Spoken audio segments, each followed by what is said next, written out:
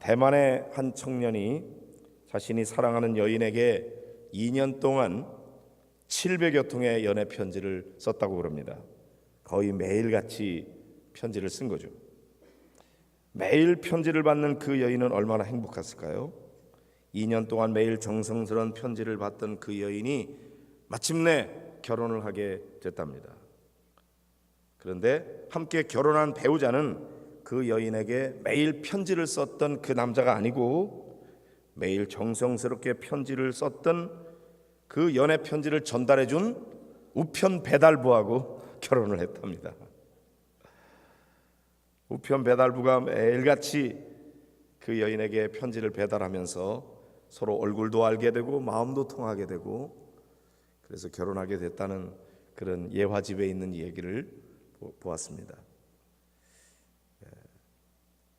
글로 만나는 거하고 얼굴과 얼굴로 만나는 것이 그만큼 파워가 차이가 있는 것 같아요.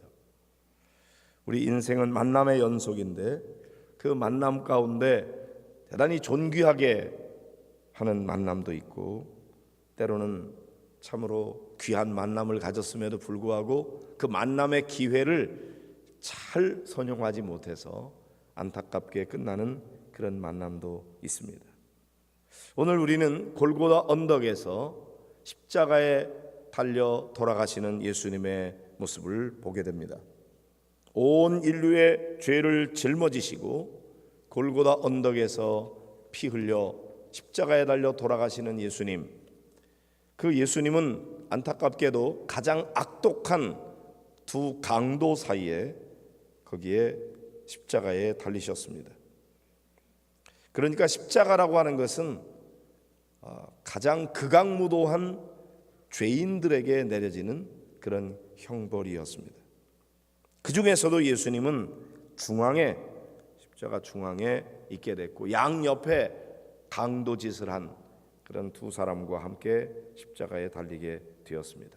이 강도는 예수님을 가장 지근거리에서 만나게 된 것이죠.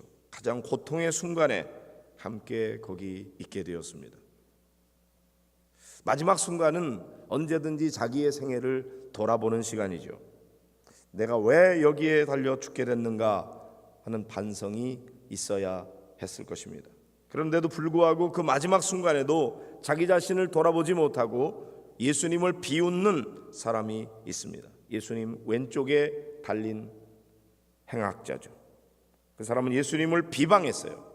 내가 그리스도가 아니냐? 너와 우리를 구원하라. 그러니까 너 그리스도라 그러면서 너 자신도 구원하지 못하면서 네까짓 게 무슨 그리스도냐? 예수님을 오히려 비난하고 믿지 않는 그런 태도를 보이고 있습니다. 그런데 한 사람은 심경의 변화를 느꼈습니다. 욕설을 퍼붓는 다른 강도를 향해서 말합니다. 그 사람을 꾸짖습니다. 내가 동일한 정죄를 받고서도 하나님을 두려워하지 아니하느냐? 우리는 우리가 행한 일에 상당한 보응을 받는 것이니 이에 당연하거니와 이 사람이 행한 것은 옳지 않은 것이 없느니라. 그래서 자기는 죄를 많이 지어서 이 형벌을 받는 게 마땅하지만 여기 우리 옆에 십자가에 달리신 이 예수님은 무슨 옳지 않은 것이 전혀 없다. 그러면서 그 십자가에 달려 고통당하는 그 순간에 예수님을 향해서 외칩니다. 예수여, 당신의 나라에 임하실 때에 나를 기억하소서. 이 사람이 예수님이 누군지를 마지막 순간에 알고 그 주님 앞에 은총을 구하고 있는 것이죠. 이렇게 고백한 사람을 향해서 예수님께서는 오늘 내가 나와 함께 낙원에 있으리라 이렇게 선언해 주셨습니다. 평생을 남을 해치는 일을 위해서 살았던, 또 자기만의 유익을 위해서 남에게 해를 끼치는 그런 삶을 살았던 행악자, 그래서 십자가에 못 박아 죽을 수밖에 없는 그런 죄인이었는데 이 사람이 이 마지막 순간에 예수님께 대해서 신앙을 고백하고 있습니다. 그때 주님께서 낙원을 허락해 주셨습니다. 이 일이 얼마나 소망이 있는 말씀인지요. 평생 선한 일 하나도 안 했다고 해도 예수님께 대해서 마지막 순간이라도 믿음을 고백하는 자에게 낙원이 주어진다고 하는 것을 통해서 우리는 더욱더 구원이라고 하는 것이 우리의 어떤 선한 행위가 공로가 돼서 받을 수 있는 것이 아니라 오직 예수 그리스도를 믿는 진정한 믿음을 통해서 구원이 이루어진다는 사실을 더 아주 극명하게 이 사건을 통해서 깨닫게 됩니다. 이 사람은 약탈자예요. 흉기로 사람을 위협하고 돈을 빼앗고 생명을 빼앗기도 했어요. 그래서 이런 사람은 중형을 받기에 당연한 일인지도 모릅니다. 그런데 이렇게 극악무도한 강도도 마지막 순간 예수님을 만나서 그에게 믿음을 고백하게 될 때에 그가 구원함을 얻게 되었다고 하는 것이죠. 영원한 형벌과 죽음 가운데 거하여야 할 이 강도가 마지막 순간에 예수님 만나 오늘 내가 나와 함께 낙원에 있으리라 하는 이런 축복을 얻을 수 있었다면 우리들도 누구든지 예수님께 대한 올바른 믿음을 고백할 때 구원의 역사가 일어나고 또한 그 삶에 놀라운 변화가 일어나게 될 줄로 믿습니다. 이 사람은 구원을 받았으나 구원받은 자답게 구원해 주신 은혜에 대해서 보답하는 삶을 살 수 있는 기회는 없었습니다. 그러나 우리는 예수 그리스도를 믿고 믿음으로 구원받았고 하나님의 자녀가 되었습니다. 이제는 하나님의 자녀로서 예수님을 위하여 우리가 살아갈 수 있는 삶의 기회가 주어졌어요. 그러니까 더욱 주님을 위해서 우리가 헌신하며 살아야 되고 또한 우리 몫의 태인 십자가를 지고 살아갈 수 있는 그런 삶의 기회가 주어졌음을 깨닫고 감사하며 헌신하는 성도들이 되시기를 바랍니다. 예수님 만남으로 변화됐던 사람들의 이야기가 성경에는 많이 기록되어 있습니다. 그 중에서도 아주 대표적인 사람들, 변화된 사람들 가운데는 삭개오라는 사람을 우리가 이미 살펴보았습니다.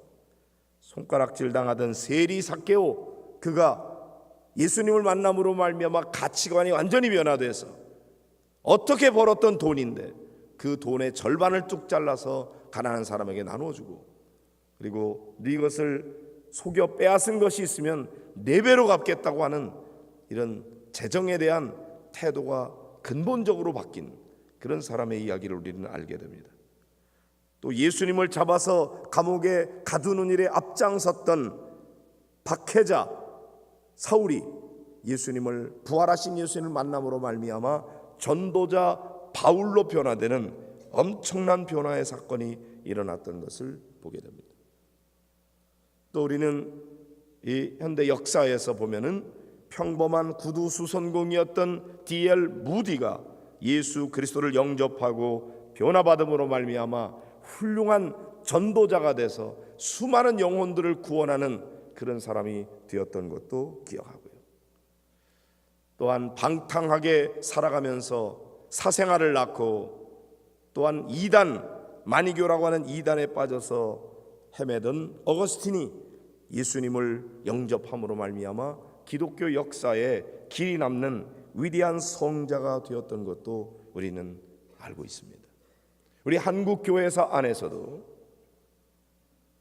정말 유명한 깡패였던 김익두라고 하는 사람이 예수님을 영접하게 됨으로 말미암아 그 사람이 변화받고 위대한 부흥사로서 수많은 영혼들을 구원하는 일에 쓰임받았던 그런 사람이었음을 우리가 알 수가 있습니다. 그렇습니다. 예수님을 만남으로 말미암아 사람들의 삶 속에 놀라운 변화가 일어나는 것입니다. 예수님은 우리가 잘못한 것이 많이 있을 때 그 잘못이 무엇인지를 깨달아 알게 하시고 거기에서 돌이킬 수 있도록 회개케 하는 영을 우리에게 부어주셔서 사람의 인격이 변화되고 가치관이 변화되고 성격이 변화되고 그리고 그의 삶이 변화되고 그리고 그의 운명을 바꿔놓는 위대한 변화의 역사를 이루시는 분, 그분이 바로 예수님인 것입니다. 그러므로 우리는 누구든지 다 예수님을 만남으로 말미암아 우리의 삶에 놀라운 변화를, 긍정적인 변화를 맛보아 알게 되어야 될 줄로 믿습니다. 오늘도 주님께서는 우리에게 찾아오셔서 우리의 심령 속에 말씀해 주십니다. 우리의 마음의 문을 두드려 주십니다. 우리의 잘못을 깨닫게 해주십니다. 우리의 양심에 호소하고 계십니다. 똑같이 예수님에 대해서 비난하는 자가 아니라 오히려 예수님께 신앙을 고백하고 나를 기억해 달라고 했던 오른편에 있던 강도가 마지막 순간 낙원을 허락받았던 것처럼 우리 모든 성도들이 다 구원을 허락받아야 되겠고, 그리고 구원받은 자답게 이제는 주님을 위해서 뭔가 기여할 수 있는 그런 삶을 살아야 될 줄로 믿습니다. 오늘 이와 같이 복된 주님을 더 깊이 만나고 만남을 통해 변화받는 성도들 되시기를 주의 이름으로 축복합니다. 이 말씀 붙들고 오늘 함께 기도하며 승리하는 여러분들이 되시기를 축복합니다.